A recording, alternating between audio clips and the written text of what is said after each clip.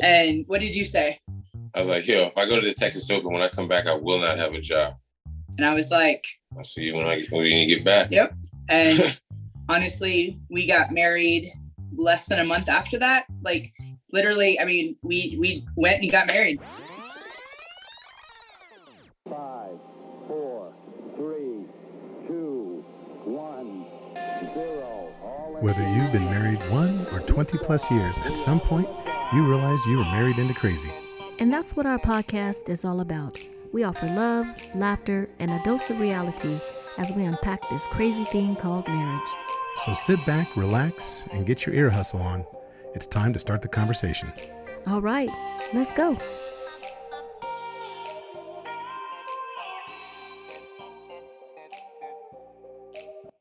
Hey everyone, this is Snooks. And Lovey. Have you ever felt that you need additional assistance enhancing your intimacy? Wait, what are you talking about? Okay, I'm not talking about in the bedroom. I'm talking about making the connection with your partner. Oh, okay. Yeah, you know what? There's an app for that. Yeah, and it's called Intimately Us. I love that app because you know what? You get to play so many different games. Yeah, you're interrupting. They have Battle Strip. And Sexy Twister, which is one of my favorites. And they also have conversation starters and... I love the how-to. There's a how-to where you can actually learn techniques and things that you want to try with each other along with the sexploration list. So I was going to say, they also have great date ideas.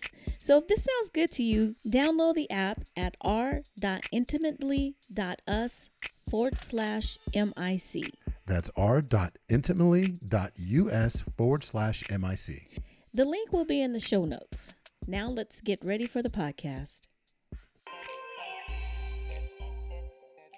Welcome to episode 191 of the Married into Crazy podcast with Snooks and Lovey. I'm Lovey. I'm Snooks. Are you sure?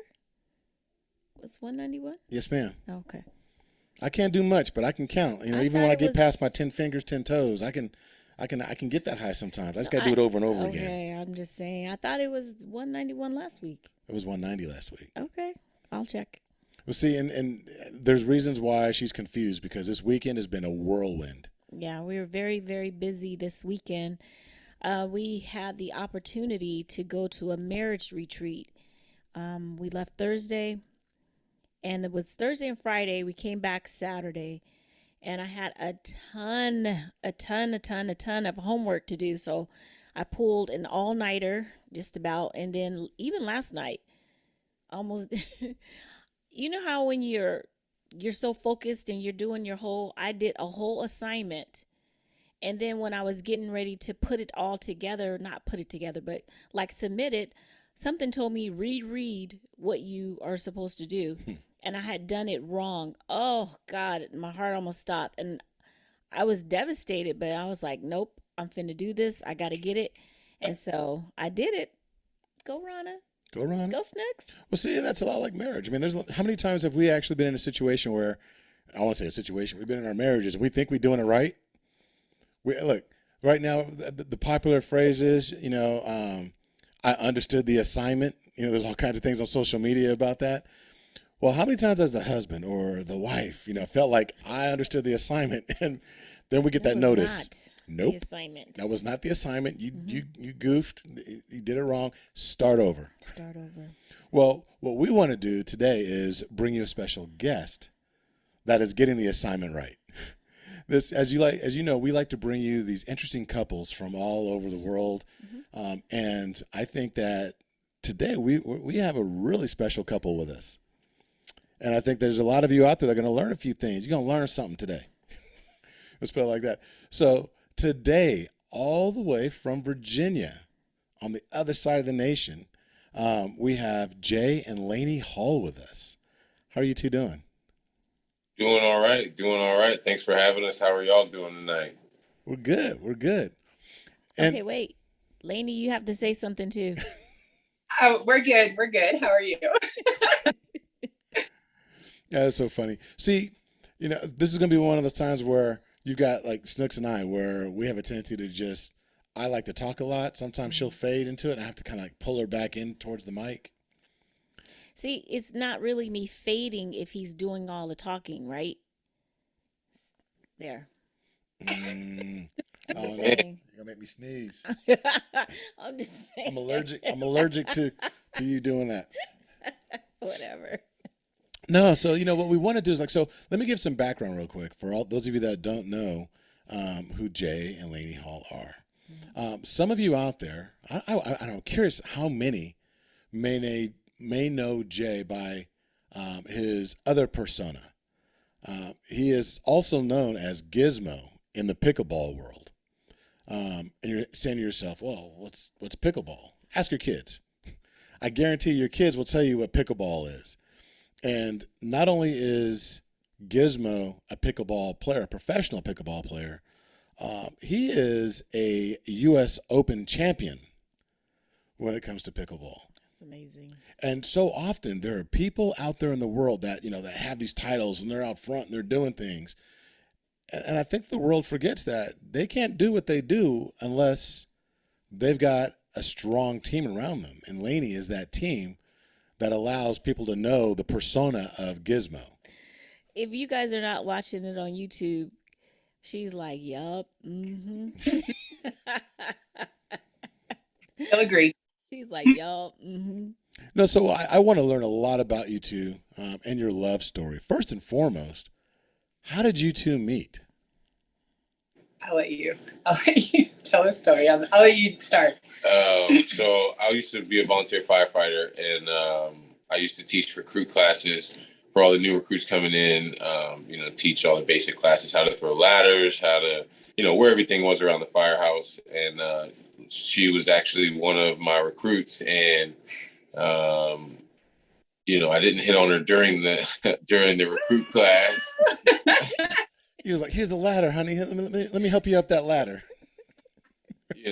But maybe shortly after. But she told me no for 4 years, and persistence pays off. And finally she came around to her senses, and the rest, as they say, is history. Let the good times roll, right? Wow, 4 years. And here we are now, 7 years later. So. Wow. So how long have you been married? 3 years. It'll be 4 in October. I had to think about that for a minute. Yeah. So, not too long, but, Yeah, like literally. Not yesterday. Literally for off and on for 4 years, he would ask me out to the movies or, ask me to help him with something. And I'm just like, well, gonna have to call you back kind of thing. I'm busy. Busy doing what? I just I'm busy. And so, yeah. And then finally I was just like, all right, let's do this. And here we are. That's awesome. So it sounds like y'all was lighting fires, getting hot up in the firehouse. You gotta light them in order to put them out, you gotta know how to light them. Let's just say that. I like that. Wow. So 4 years though? What was it like? You were just like, I'm cool. I just want to do me. Well, so Jay kind of had a reputation about himself. And I knew that. So I was an EMT, and the women that, volunteered there, like, we were all kind of a hot commodity, for lack of a better term. And so so I was just like, no, like, you are not ready for this. Like, I've heard so much about you. It was all false. And then, finally I was just like, because we were friends on Facebook, and like we'd run duty and stuff like that together. But then like he randomly just messaged me, and we just started talking, like actually having real conversation. And I was just like, okay, yeah, he's not so bad of a guy. A lot had changed in 4 years. He grew up a little bit. Well, most institutions of higher learning go in spans of 4 years. Wow, I like that. So when it came to that, he can't handle this over here. I was about to say, I love that. You are not ready for this. So Go mature a little bit more, season, and then come back and see me. I said, bro, you need to go get a little educated. Let's get you on that 4-year degree plan. I love Yeah. it. That's cool, though. And I mean, here we are, 7 years, I don't know, 4 houses later. Yeah. I mean, like I said, we didn't just start yesterday. And then and we are like personality wise and like background wise, we're so different. And so like when people that we knew from the firehouse actually like found out we were together, everybody was like shocked. And then like, again, here we are 7 years later, married, like it was kind of surprising for a lot of people because we really couldn't be more different in some ways. So I mean, I saw it coming day one. You know what I'm saying? I was, but apparently I just had to wait. I wasn't ready. It was like he ain't ready. So let me ask you this. Okay, so you recognize that there was some differences, right, when it comes to your communication styles or how you guys are. You were talking personalities. How did you bridge that gap over the course of those 4 years and determining like, okay, we're going to talk to each other, but more importantly, when you guys decided to come together, become an item, how are you managing those personality differences?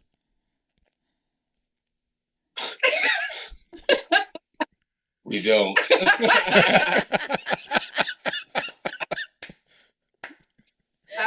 I saw that look like, why is he asking me this question? That's a fantastic question. I don't. Yeah, I am me. I'm setting my ways. She is her, and yeah, I don't know. We do the best we can. but I mean, and it's one of those things. It's not like butting heads or like tension or anything like that. It's just, even when he was working at the firehouse, like our lives are so different in a way because he would do shift work. He would work 24-hour shift and then be off for 48 hours. I had a 9 to 6, 9 to 5, corporate. I still do have a corporate 9 to 5 job. And so we had our time apart, but we always have our time together too. But like, it's never the typical, oh, hey, it's the weekend. Let's go to the movies or let's go do this. It's like, we get our time in when we could, basically. And I think that's helped a lot too, because like, he can kind of go do his own thing. And if he wanted to go fish or go do this, or then he started playing pickleball, like it just, it worked out because like, in some ways our lives really are so different in the past that we're going, but then we come back together. Bingo.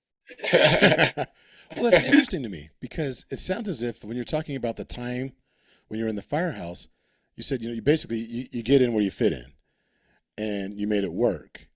But it almost sounds as if that's what you're doing now as well with your personalities. It's like, Jay said, I am who I am, I'm setting my ways, and she is who she is, and we find a way to make it work. And I think that's kind of beautiful because so often people are so intent on changing each other.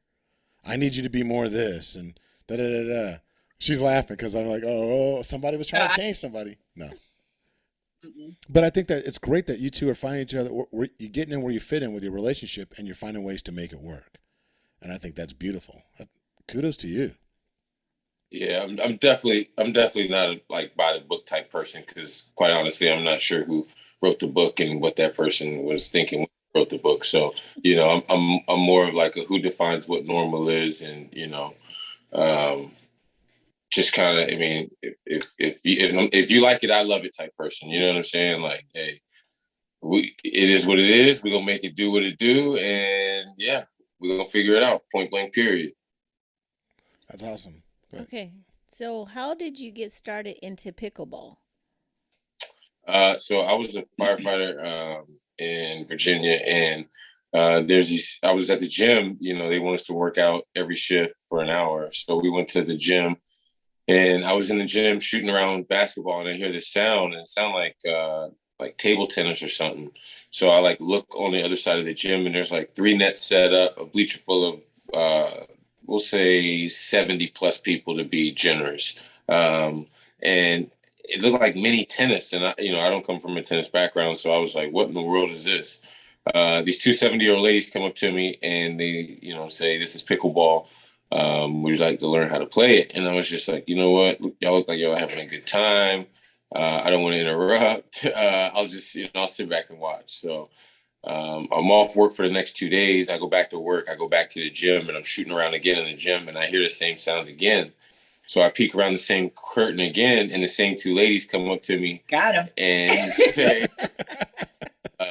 you don't get to look twice without at least trying it once. Like, she grabbed me by my hand, put a paddle in my hand, and said, let me show you the rules of pickleball. And 6 months later, I ended up quitting my job at the fire department to chase this crazy dream to become a professional pickleball player. So he comes home.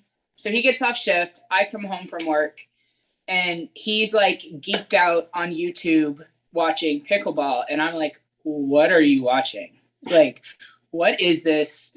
And he's like talking to me about it. And I think you were what, 30?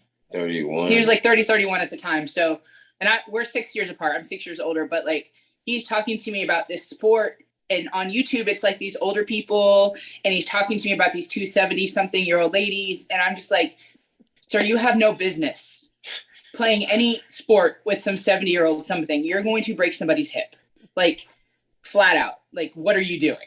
And so he kept watching it. And the kids and I were just kind of like, okay, buddy. And then he ordered a paddle, and I'm like, okay. And then he was playing, he'd go up on his days off, and, and then he ordered another paddle, and he ordered me a paddle. Well, the problem was they play at like 10 a.m. Monday, Wednesday, Friday, or something like that.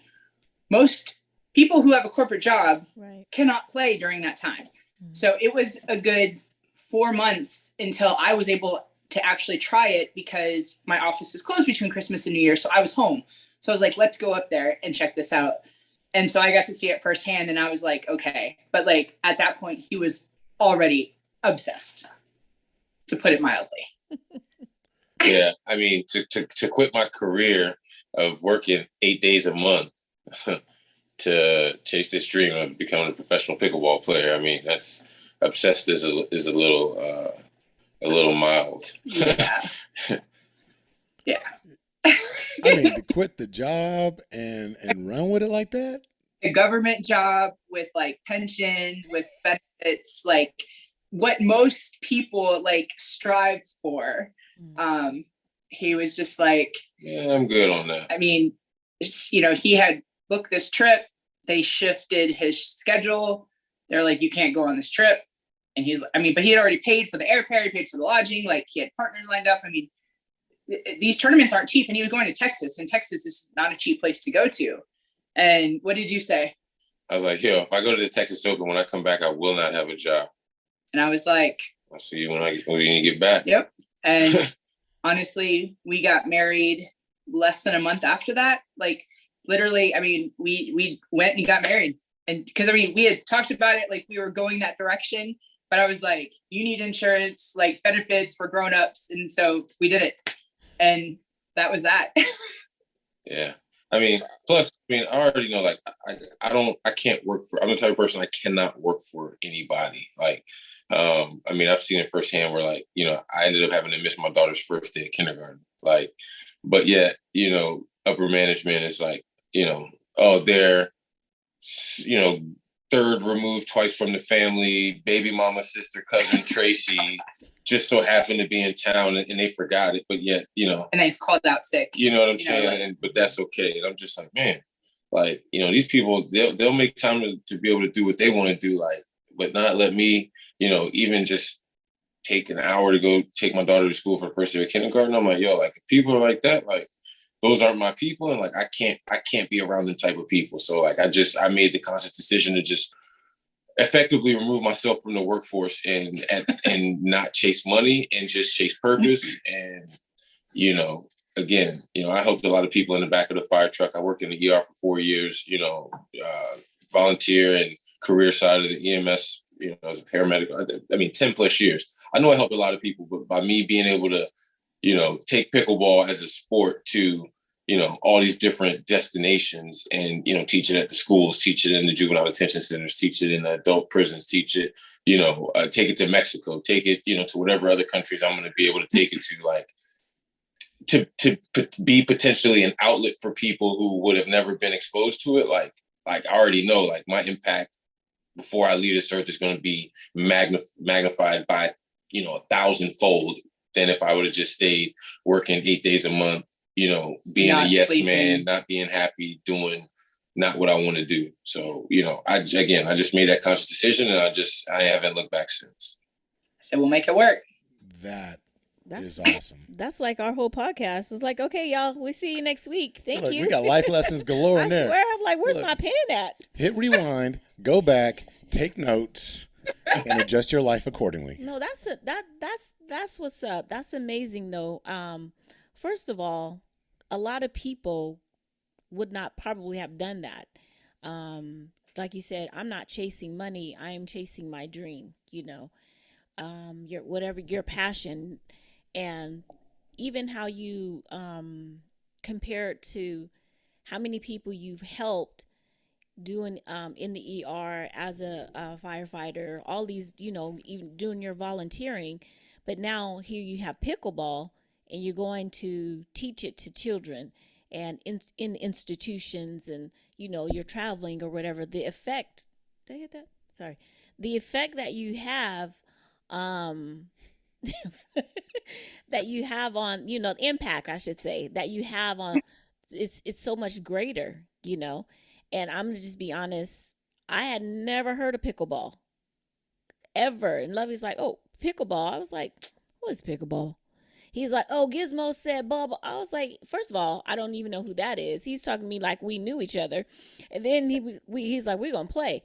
And I was like, I'm not playing pickleball. I don't even, I heard a racquetball. And when I saw what the paddle looked like, I was like, because that ball is going to come too fast. I'm not going to be, I'm not even doing that. But when we played, I was like, oh my God, this is so much fun, So hats off to you for just following your heart and doing that. And also to you, Laine, when you were like, well, I guess I'll see you when you get back, and we'll handle it then. Because I probably would have had a different response. I don't know. I'm like, what you mean? You ain't going nowhere. No, but just to be able to have his back and support him like that, that's what teamwork is, and that really is the making of the woman behind the man, if that makes any sense. Good job. The other thing that kind of, not that was an easy decision, but like the hours that he was working and like his mental health while he was doing that. Mm-hmm. I mean, like, because he wouldn't sleep, like on the medic, like he would be up almost 24 hours. And then you have to come home and like decompress. But, I still have stuff I need him to do when he's off. And like, and like looking back at where he was and like looking at pictures from then versus pictures now. And, just like overall, I feel like his mental health is in a much better place. And that's the other thing, aside from like teaching all this youth, is that he now is an outlet for so many, because he talks about his mental health.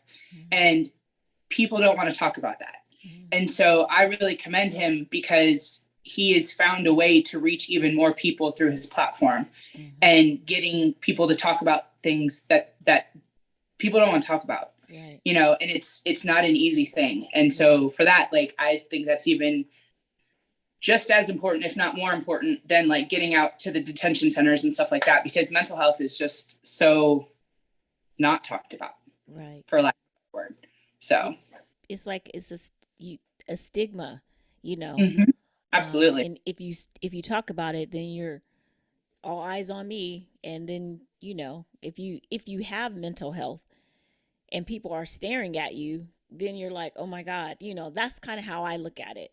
I know mm-hmm. people that have mental health challenges, and even Lovey points out, like, I suffer from depression, and he was like, you need to get that taken care of, or you need to have that, just to have someone else say to you that there's something, they see something that you need to. I'm like, what are you talking about? I've been sad all my whole life. That's just how I am, and he's like, yeah, but I don't think that you're supposed to be like that. It's like, but this is how it has been. But like you said, just being able to not be ashamed of having mental health issues or challenges, and to say, hey, I got it. And so when you say it, then someone is like, so do I feel this way too. And that's good. I don't know. To me, it's really important. So one of the things that's beautiful to me is that, well, first, let me give a little background to everyone. I met Gizmo through a platform of people that were trying to be around like-minded individuals. So we met through what's called Breathe University. And as you can see, if you're watching YouTube, you can see that Jay or Giz is actually wearing a T-shirt with Eric Thomas's icon on there, his logo. So we met in this community, and you have to understand that there are thousands of people that belong to Breathe University, and that have been touched by Breathe University and touched by Dr. Eric Thomas. And there's a lot of great leaders on there. I mean, we've got professional athletes, Grammy award-winning, artists. You've got moms, bus drivers. You've got people from every walk of life that are on there. And Gizmo stands out as a leader amongst leaders when it comes to talking about mental health. I can't tell you how many times that I've witnessed that when Giz starts talking about, really creating a platform for people to really voice, and I don't want to call them mental health challenges, just mental health in general, because let's keep it real. We all have challenges when it comes to mental health. That's what I want to say. Challenges, like it's just this thing that stands out, aside from people with perfect mental health. There is no such thing. And I think Giz has really helped a lot of us recognize that there's always something we can do to be better, to try and create a better environment, because everyone's going to have those high days and everyone's going to have those low days, and it's about managing that. And I love what you do about bringing awareness to how we can actually help each other and stand in the gap for each other, but also give grace. Even on your social media, you say so much, and I tell you, I don't comment all the time, but I'm reading, I'm like, I felt that, and you've helped me on days where I probably wouldn't have been the best husband or anything else, but had it not been for something that you've said or shared with us. And I'm just curious, what made you decide to really create this platform to help others, deal with or manage their mental health? Well, I mean, the thing about it, there's only a stigma around it, or it's only weird because we don't talk about it. You know what I'm saying? Like, it's like the birds and the bees talk with our kids. Like, we don't talk about it. So like us not talking about it, like, makes it weird. You know what I'm saying? Mm-hmm. The other thing is like, the amount of people that like, who I've never even met, but just follow me through pickleball or through farming or through whatever, however they know me, and they just message me out the blue, like, yo, like, man, you like you said this, and like, it really resonated with me. I'm like, dang, first of all, I didn't even know you were paying attention. Second of all, like, I'm not alone. Like, that it makes, it's just crazy. It's like, my thing is like, I try to be the person who I needed, who I never got in every situation that I encounter. So it's like, talking about mental health was weird because nobody talked about it. So my way of, it's almost like I'm fixing myself by trying to help others. So like my way of doing that is speaking up about it, speaking out about it, making it normalizing it, so that others feel more comfortable talking about it. Like, we can't begin to fix it if we don't talk about it. That's right. And I mean, we lose so many. We lose so many people on the daily. Absolutely. Who, I mean, me personally, I mean, I've lost. I'd say upwards of 10 people, to suicide, or more. And it's not okay. You know what I'm saying? And a lot of the people who I've lost, like, didn't speak up. You know what I'm saying? Because they didn't want to be stigmatized, or they didn't want. It's for whatever reason, but again, I choose to speak about it, my day-to-day battles, the goods, the bads, the indifference, because like, I can't hold it in. Like, if I hold it in, like, I won't be here. You know what I'm saying? Like, that's just, I know that about myself. So like that is my last option. Just speaking, from personal experience. That's beautiful. You know, and I wish that everyone, I wish more of us had that attitude. I mean, we lost our godson to suicide, you know, because he lost his battle with depression. But people didn't talk about it enough because, oh, he looks fine. He's laughing. We just got to pray, you know. We just got to pray. That was a lot of the I don't want to say the answers, but the responses, you know, a lot of time, we'll pray about it. Of course, let's do that, but also let's put some action behind it. Let's, you know, are we trying to get help? Are we connecting them with resources? What are we doing? You know, so I want to say our family learned, you know, the hard way. Yeah. Yeah, it's not sexy, so people don't want to talk about it. You know what I'm saying? People would rather, you know, post on the gram, you know, go post up. They see a car at the mall, let me lean up against it, post it for, you know, Facebook. People love to show you their highlight reels, man. But, you know, people don't want to show you their real deal. Like, you know, and that's my thing. Like, I tell people all the time, man, I show you my life. I have no cut cards about nothing. Like, I've been through real life. You know what I'm saying? And I think that's kind of like allows me to live the life that I live. Like, I mean, I've been shot 4 times. Like, I mean, I've literally had a pistol in my face and the trigger pulled. I've literally like been through real life and like almost checked out. So like, I feel like when you've been that close to death, like it just automatically makes you have like just a slightly different perspective than people who may not have been in that situation. So for me, like, you know, like I'm not really like, you know, I don't go to church or anything. I'm more like, you know, spiritual than anything. But like, you know, I do believe in God. I do believe in a higher power. And I just believe it was like, you know, at that moment in my life, he was like, yo, like if you know, I feel like I was playing a video game where like the time is counting down and I'm like scrambling, trying to find a quarter to put in to like continue to like, you know what I'm saying? Like Pac-Man old school. And like, he was like, yo, I got this quarter in my hand. But like, if I give it to you, like you're gonna do it on my terms, not on your terms. Like your terms, this was your terms. You failed miserably, son. So like, he was like, yo, like if you're gonna do it, you're gonna do it for me, and it's gonna be to help people. So like, just mentally, like the only thing that I have on my heart and in my brain is like when I meet anybody is how can I be a blessing? How can I help you? How can I be of service to you? How can I make your situation in any way, shape, or form better than it was before you met me, before you came into contact with me? I don't know what's going on in your life. I don't care what's going on in your life. I just want our interaction to be positive so that, if it is your worst day, I want you to count on, me being able to help you in the slightest way. That's awesome. And we're talking about mental health right now. And I just can't help but wonder, because our jam is marriage. We thrive in helping other people,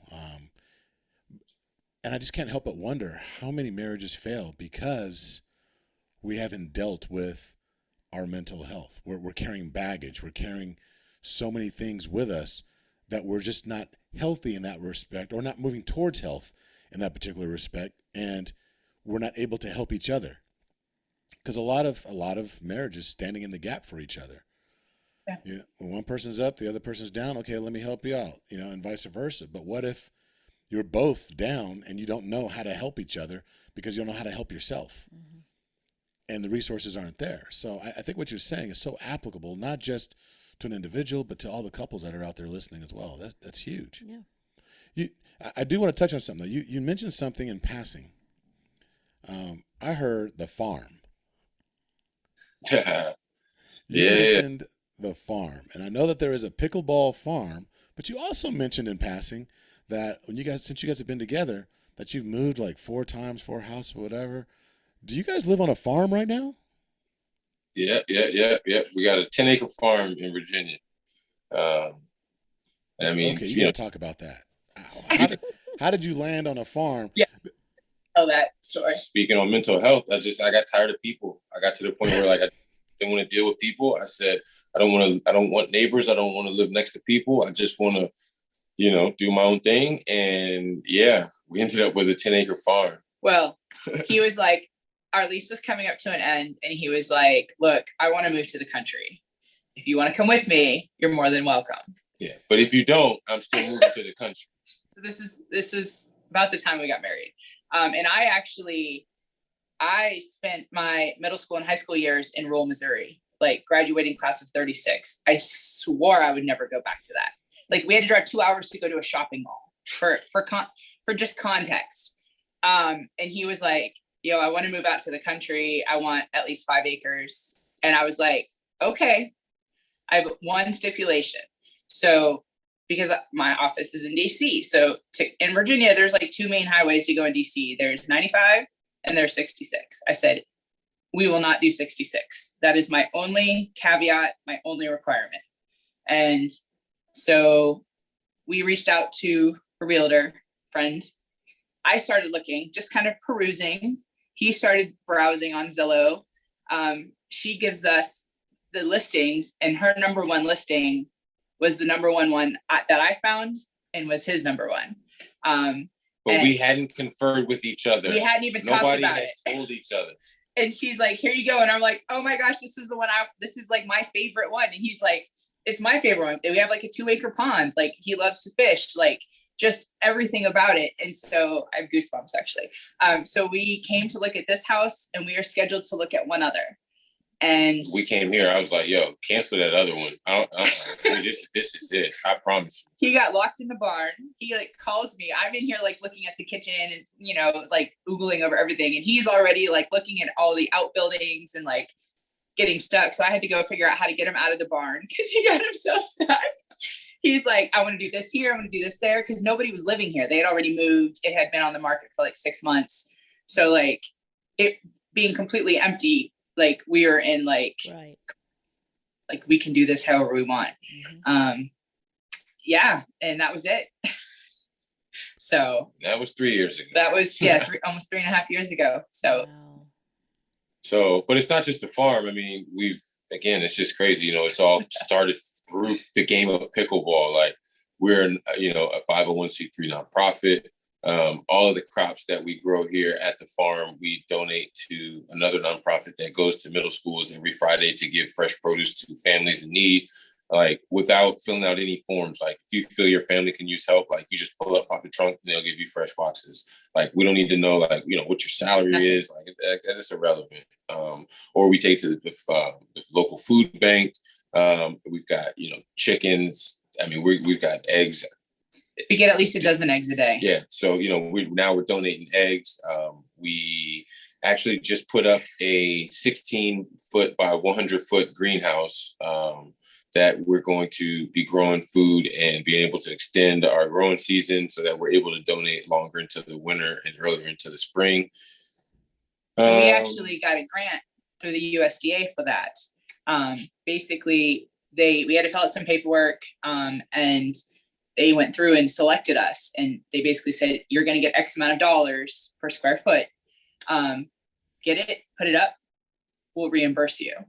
And the only caveat is you have to have it for 4 or 5 years or something like that. 5 years. And so, you know, we were awarded this grant kind of in the middle of COVID as the prices of everything started going way up. Mm-hmm. And so, you know, we were trying to figure out how to make this work and trying to front the money. And like, we didn't even know if we could even do it because I mean, the grant was for, you know, maximum $7,000, and the quotes we were getting were like 16 to 20 grand with shipping for the high tunnels and then having to put them together ourselves. So like, I was like, yo, there's no way we're gonna be able to do this. Like, we're just gonna have to reapply next year and try to figure it out. And I came across this one website, and it was just like within the price range, free shipping, and I'm just like, yo. And they work with the people who have these grants specifically. So it's like, you only have to pay a certain amount up front, which is totally doable. And then you have like 60 days after receiving it to get it up, get it together, get inspected, get the money from them. Like it was such a blessing because literally like we had spent so much time and we're like basically about ready to give up. And you know, so it's 16 feet by 100. So it's 1,600 square feet. Jay did most of it. I helped a little bit, but like we managed to put it together. We didn't want to get divorced after that. So we were still speaking by the time that barely. I mean, barely.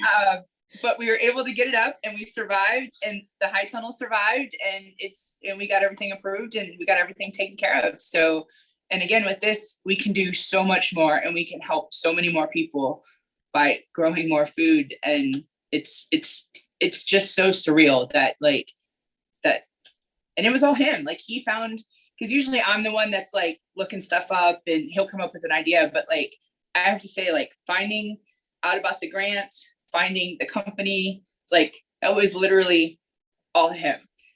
And so I'm just gonna be honest with you all. Like, I fantasized about this that first day that I saw her in that class at the fire department. Like, I envisioned all of this happening just like this. Just kidding. Yeah, okay. I'm sure the plan was just all laid out. Yeah. Totally. We're gonna move out to, I don't want to say in the middle of nowhere, but again, it's like 25 minutes to go to like Walmart to get groceries, each way, but to us, that's so normal now. And I wouldn't have it any other way. Mm-hmm. Like, we can walk outside and like, there's 4 houses on our road and we're all like spread out. Like, we all have about the same amount of land. And so it's just like, you can just walk outside and stretch and not have to worry about like someone looking out their window looking at you. And I've got pet turkeys, so that's the other cool thing. And a mini donkey, also named Gizmo. So okay, I didn't know about the donkey. I knew about the turkey only because I know one day I don't know, Giz, if you remember this. One day we were on an accountability call and there was this turkey that just popped up and everybody was like, whoa, hold on, wait. Somebody was like, are we not going to talk about the turkey that just popped up on Gizmo's screen? We're like, what was that? And he was like, well, it's turkey. And we're like, okay, bruh, where'd the turkey come from? That's funny. That is hilarious. Yeah. So it's crazy. Certain turkeys are kind of like famous for certain things. So like, there's the white turkey, Mr. Pickles, who's kind of like, part of our logo. But then there's actually one of my other turkeys is famous because there's a viral video out there that's done well over 100 million views, where I was like bow hunting in my backyard and, my turkeys are free range. So like she sees me in the tree stand, she flies up to me and sits in my lap in the tree stand. And he's like recording the whole time. So like, yeah. So Viral Hog ended up buying the video and it's been all over. It was on Fox, NBC. Right this minute. Yeah. It was crazy. Okay, I never knew that. I'm gonna have to look for that. I did not know that. If you on Facebook, if you search like Black Turkey Hunter or if you just Google Black Turkey Hunter, that'll come up too. I will be the one that pops up on your screen. Yeah. I mean, and it's so it's 100%. Yeah, it's so obvious it's you. And it's funny because like this happened like 2 years ago, and it'll go through the cycles where all of a sudden both of us will start getting tagged on Facebook because it's like growing in popularity again, and they're like, we're seeing it again, and like, so it's so she's quite the character as well. So that's funny. I love that. I learned something new right now. I did not know that. So let me ask, so you guys have 2 kids. Do they play pickleball? Are they interested? Yeah. So I don't want to say that they have to be, but that's like saying Tiger Woods' kid not wanting to play golf. You know what I'm saying? I mean, they see, that's what I do for a living. They see that I travel, fairly regularly for pickleball, and they do like to play. We do have the luxury of having a pickleball court at the farm, so we don't have cable at the farm. We're very proactive as far as that. They got Netflix, obviously, and YouTube and all that stuff. But, for the most part, like we also moved out here to kind of let our kids be kids. Like, when I was growing up, it was, sun's up, get your butt up, go outside, come in if you got to use the bathroom. I'll see you at lunchtime and, come in and fill your water bottle up, and I'll see you at dinner time, versus, I ain't going outside today. Like, no. I can't understand that. So, it's the luxury of being able to just say, hey, go outside and, go play some pickleball for a little bit. Mm-hmm. Yeah, no, they definitely enjoy it. Our son sometimes gets a little bit too big for his britches. And then Jay will have to kind of bring him back down a little bit. Well, so he sees me practice with people and we talk trash to each other. So like, he'll kind of pick up on that. And then like, he'll go start playing people, and then he'll start talking trash. And the thing about the trash talk is like, you got to be able to back it up if you're talking trash. He's also 9, so it's like you got to calm down just a little bit. Like, So. easy, son, easy. That's so funny. He's like, my dad's a U.S. Open pickleball. Yeah. I can talk as much mess as I want to. Okay. My daddy beat your daddy. My dad will beat your dad. And there's a couple of grown-ups that like kind of go back and forth with him, and then we're cool with them. But like, I'm like, you can't just talk like that to anybody. Like, there's just like a couple people, and when you're playing pickleball, it's fine. But like, yeah, you got to leave it at that, sir. No more. You can see him walking through the grocery mart. It's like, yeah, you know what? My dad'll beat your dad. What's up? Oh, that's good. That's funny. Well, this is really cool because you know what? This is, you know, if you don't know what pickleball is by now, hopefully you're Googling it and you're getting. So do me a favor, everyone. Google pickleball and Gizmo, but then also look, do like I'm going to do. Go Google Black Turkey Hunter as well. As soon as we finish, that's the first thing I'm going to do. Right. That is so funny. You know, but so now talk to us. Exactly how long ago did you start playing pickleball? 2018. It was actually right around the time that my mother passed. So it was like I was leaving the fire department, kind of getting really serious about pickleball. My mom died, and yeah, that was his super catalyst of like, yo, like we all in, like we, you know, when we are not turning back. There is no turning back. There's nothing to turn back to at this point. Right. You know, an only child and losing your mom, and then you know, essentially losing or quitting your job to chase a puff of smoke, a puff of imagination that you thought you might be able to finesse your way into. You know, it was yeah. And me, for me, we're just like, he's doing what? And I'm like, yeah, he's gonna, you know, go play pickleball. And they're like, he's doing what? I'm like, look, it doesn't have to make sense to you. It makes sense to us. We make it work. Like, again, like you said, there's no book. There's no set of rules. Nothing about us is like normal, really, with a lot of things. And it's just, and it works for us. And so it's, yeah. Isn't that the truth? That's all that matters. Not gonna lie. Isn't that how it's supposed to be, though? I mean, every relationship, I tell a lot of the couples that we work with that every marriage has its own specific DNA. Mm-hmm.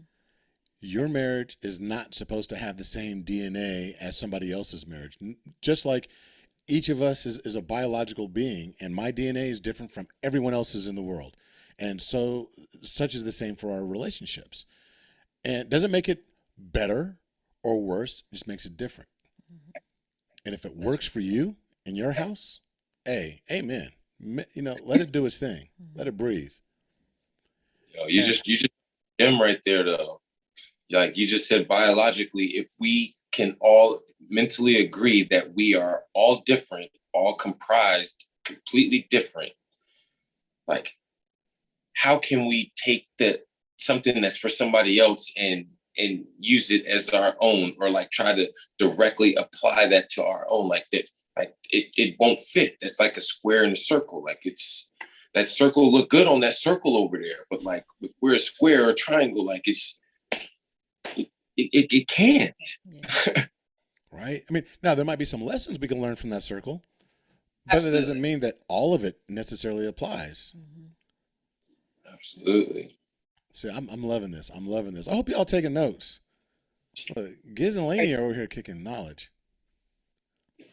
Oh, no. Okay, so last thing, you know, before we go,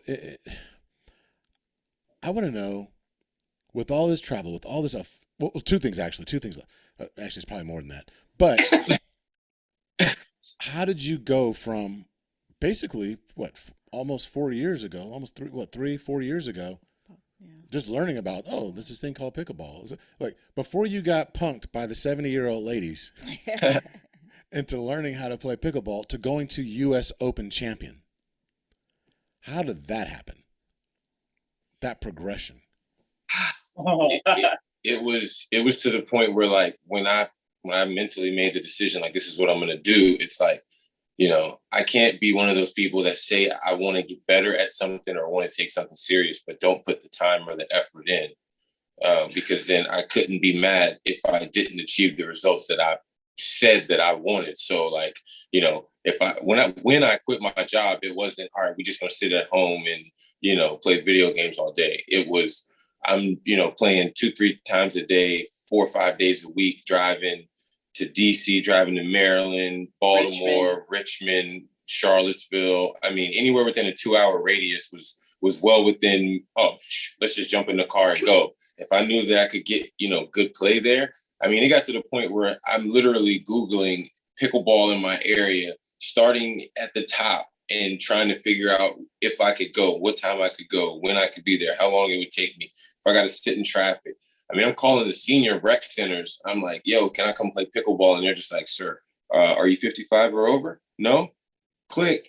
I mean, there was this place in Maryland. It was probably about 2 hours away, but it was like closed on Sundays, but it was this like secret, you know, high level play you had to be invited to go. You don't talk about Fight Club. Like, I don't even know where it is, but like literally he would get up super early on a Sunday morning and be gone almost the whole day and just up there grinding. Cause like to get good play, you'd have to go a couple hours away. And if you're going to drive 2 hours to go practice, I mean, you're going to practice while you're there because you're not going to make a 4-hour trip to play for 2 hours. So I'd be like, all right, well, I'll see you when you get home. Cause like, I'm not playing like that. I mean, you like to play. I like to play. I like to play socially.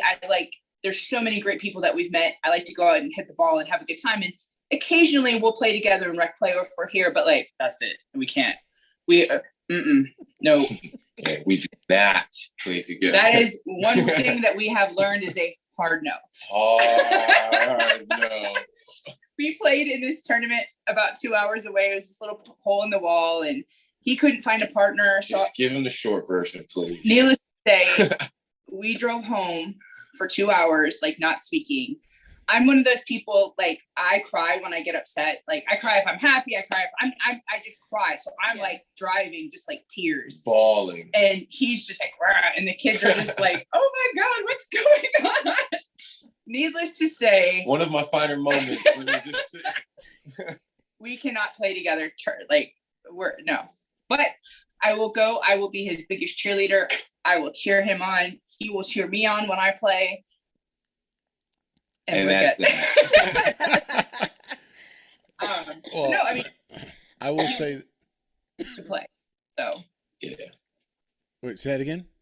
I said he would just drive everywhere he could possibly go to play and get good games. Well, and I mean, even now, like, you know, it's winter time, you know, not winter now, but, you know, over the winter, like for me to get any type of play in Virginia, like it's a 35 to 45 minute drive. There's a mixed skill level. There's not enough courts. There's too many people. You know, it's 20, 30 minute wait in between games. Or I can spend $150, $200, catch a flight to South Florida, put with my own games together with very high level players once a month to train. Yep. It's a no-brainer. So I do my training in South Florida now. Like he'll literally go, he tries to line it up before a tournament, but there was like a 2 month span. There really wasn't any tournament. So like, you know, at least once a month, twice a month, he'd go stay with friends and like grind it out the whole time he's there. Like he's getting up at 7 o'clock in the morning, not a morning person, to go play pickleball. Like, you know, and then come home, change, get hydrated, go again. And he comes home and he's exhausted, but like the level of play and training he can get in, it's so worth him being there versus driving to Richmond and fiddling around with these other people and just, you know, because pickleball can be kind of cliquey when you get to a certain level. Pickleball's definitely cliquey. Don't ever let anybody tell you any different. They try to separate it from tennis. Oh, we're not snobby. Pickleball is the exact same way. I promise you. And, you know, dealing with that drama, I'd rather him just go, stay with friends, you know, do what you got to do and come back. Yeah. And that's now led to me going to the juvenile detention centers down there, painting lines on the pickleball court, now getting access from the superintendent of the juvenile detention center to, you know, secure outside funding to build the nation's first dedicated pickleball court inside of a juvenile detention center, juvenile detention facility. Like, what? And like all from pickleball? And like, they welcomed him in like with open arms, like no questions asked. Like, you want to talk to these kids? Go. Yeah, I don't know. So, you know, and it's crazy. And I guess I'm going in a roundabout way. You asked, like, how did I get to the point of being where I'm at in pickleball? Like, I'm as far as I know, the only pro that my pay is not set up based on whether I medal or not. Like, I am who I am, and the people, my sponsors who support me, like, they support me for the human being that I am, for the humanitarian work that I do, for just me speaking up about mental health, for me just being myself. That, you know, I get a check every month, and I'm not, you know what I'm saying, like trying to toot my home, but like most pickleball players, like they get like a t-shirt deal where like they'll get, you know, free t-shirt, a couple paddles, a couple backpacks. You'll get 10% of every paddle you sell, that type of thing. And it's not even about that. Like they support me and my mission and what I'm pushing to do. And like, by me not having to focus on whether I'm gonna get a check this month, it literally takes my focus off of any monetary related incentives. And it's just like, all right, well, look, we can be a blessing here to the Juvenile Detention Center while we're in town. Cool. I'm going to pull up with these kids every time I'm in town. We're going to eat with them. We're going to chop it up with them. We're going to play some pickleball. Man, if I could just save one of these kids from being a repeat offender. You know what I'm saying? I was 31. If I was 15 when I heard about pickleball, man, how much trouble could I have stayed out of? You know what I'm saying? But it's just like, man, I play pickleball for a living. Like, yeah. It's just good work. You know, it's really. Because like we, you know, again, I have my corporate job, right? And like some people have heard of pickleball, and you know, I have friends on Facebook, so they see stuff and then they start talking to other people. And so like now people are randomly sending me pickleball articles when stuff's in, and like just in a magazine. So I shared it with some people and they're just like, oh my gosh, that's so cool. And it's kind of gotten out, and like, you know, it's just, and they're like, wait, your husband plays pickleball? Again, because like I'm in the corporate world, it's so different than what he does and everything he does. But when they hear about it, they get so excited. They're just like, you're doing what? Let alone a black guy playing pickleball. Right? That part. Well, let me tell you how crazy this is. So here, okay, so you're in Virginia. We're all the way out here in California. Giz and I have a mutual friend. And this guy, you know, he hangs out with millionaires, and, you know, he's doing all these different things within the community and what have you.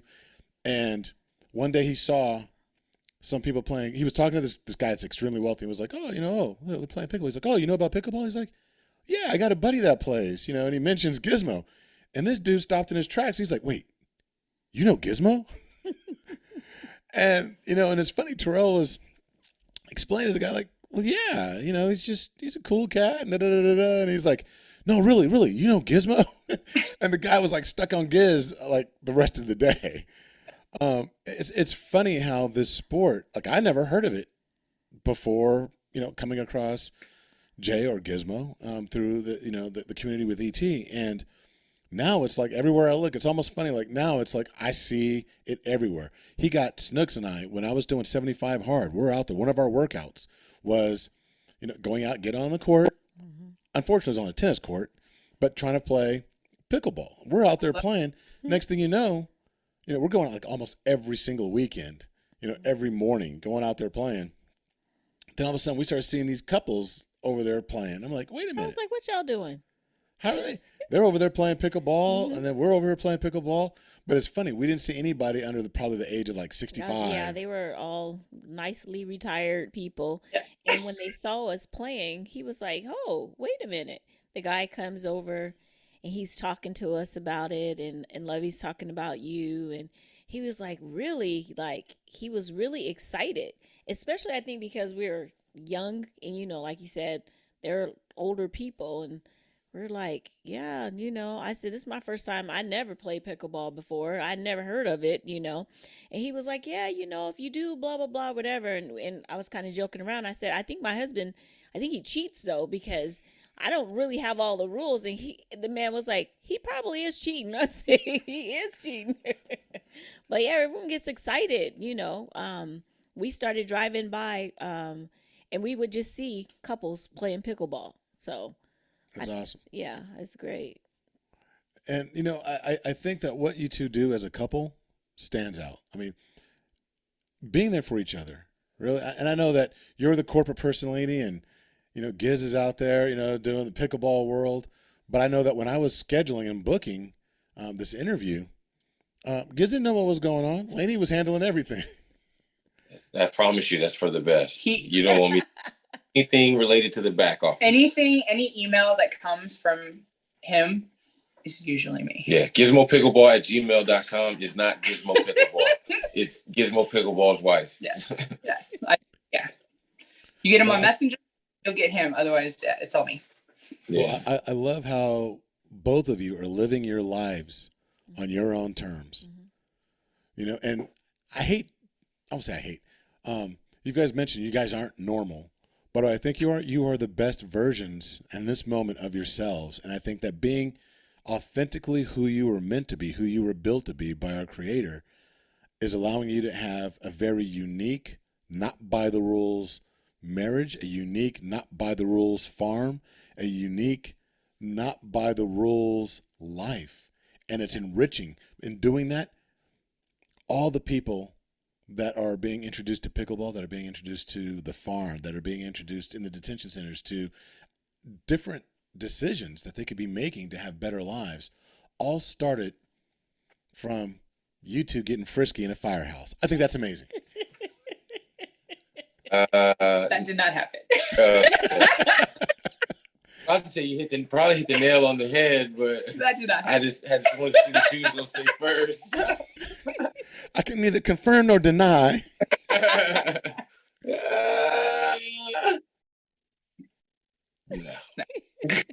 Oh, you guys are hilarious. That's no, funny. but I think it's beautiful. I think you guys have a wonderful marriage. I commend you both for what you're doing, for the message, for the messages, because there's a lot of them. Giving back to the community, having the 501c3, giving back to the middle schools without having to, qualify with all these different forms and cutting out the red tape, partnering with another 501c3, helping somebody else in your community, getting out there, talking to the kids, talking about mental health, and showing, that marriage is based on your individual DNA, not trying to fit that. Like, what did you say, Giz? Trying to fit a circle in a square peg? Just ain't gonna fit, my man. But like you said, you may be able to pick up some nuggets or some pieces or what you need from that, you know what I'm saying, to fit your piece. Listen, how can our community, the people that listen to Married into Crazy, how can they support, Gizmo Pickleball? I would say that the best way would be to go to pickleballfarm.com. That's where we, post all pictures and anything going on at the farm. And then if they, wanted to donate, there's a donate now button. All donations are tax deductible. Yes. Um, And if you want to also follow along, we are on Facebook and Instagram with Pickleball Farm. We post kind of the shenanigans of our day-to-day stuff with the kids. I mean, yesterday, our son and I were packing up eggs and got an egg that was like almost as big as like a seasoning jar. And he was like so geeked out about this and was like looking up what's the Guinness Book of World Records for like the biggest egg. So like, we try to share tidbits of like what we're doing and kind of about our life, and the stuff that we have going on, like, the animals getting out or like chasing the donkey or the goats or what, and insert shenanigan, we try to kind of post about that and share all that good stuff along the way. So that's awesome. Yeah. Gizmo Pickleball on any social media, Instagram, Facebook, YouTube. And if you hit him up on social media, you'll get him. If you email gizmopickleball@gmail.com, you'll get me. Well, look, I think you guys should get out there. I'm sorry. So I just, before you close it out. Yes, ma'am. I just want to, there's one question that I always want to ask every couple. So we are married into crazy, and we know that crazy is an acronym for compassionate, real, accountable, zealous, and yielding. So we always ask our couples, which is the hardest for you to do or for you to be out of the 5 acronyms?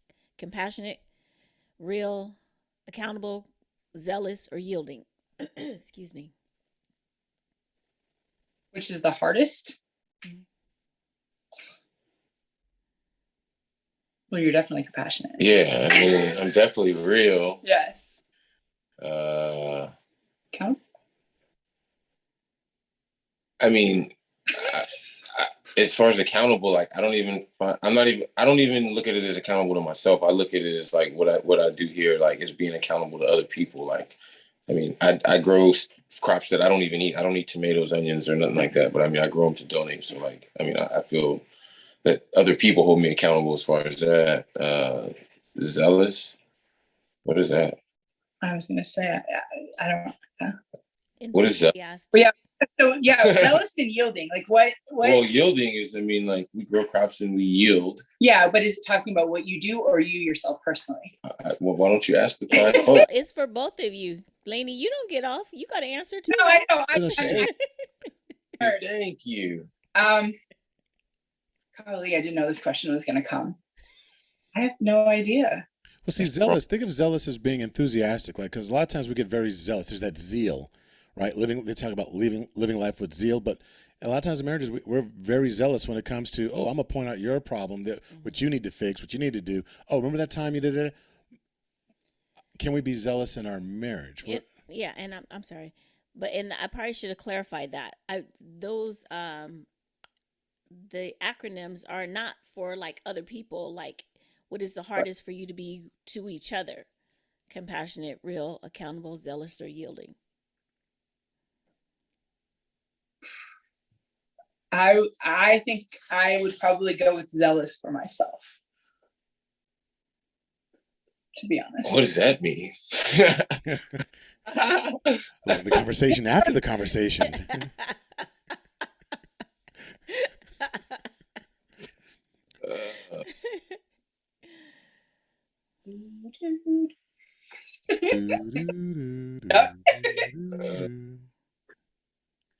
I'm gonna say yielding, because like every time I go on a trip, I don't ever want to yield you anything back. I don't want to bring you anything back like junk. Like it's always like, bring me something back, and I'm like, yo, like I don't want to waste $10 on a t-shirt, $30 on a t-shirt or a towel that you're not gonna wear. So like maybe I don't bring you as much stuff back from my trips that you may not necessarily get the chance to go on. I got you. That's all I need. Does that get me off the hook, Doc? Does that get you off the hook? That'll work. That'll work. What is I don't know. That's such a hard question. I just, yeah. I don't know. That's the wrong answer. I don't know. There's no such thing as a wrong answer. If it's sparking communication and you two are talking about it, trying to figure it out, it's a great thing because we're all about that communication. Our job here is done. Oh, we're definitely going to talk about it. We are not. Listen, hey, we love y'all. We appreciate you. We truly appreciate you making time. We know it's late back there on the East Coast compared to where we are. Oh, I forgot. You guys are way back there. I don't have a job. I don't set an alarm to wake up or anything, man. You know, I'm home for one more day and then I fly out to St. Louis. So I'm just gardening whenever I wake up. You're good. She has to work in the morning. That's okay. Look, we're going to let y'all go, but you know what? Again, thank you. And listen, we're going to go ahead and put, pickleballfarm.com, and there's going to be a link in the show notes for people to go ahead and be able to click on. But we highly encourage each and every one of you to take some time to learn more about the sport, learn about pickleball, learn about Gizmo, learn about the work that they're doing in the community, and definitely support. Yeah. So, like we always say, until the next time, be blessed. Bye-bye.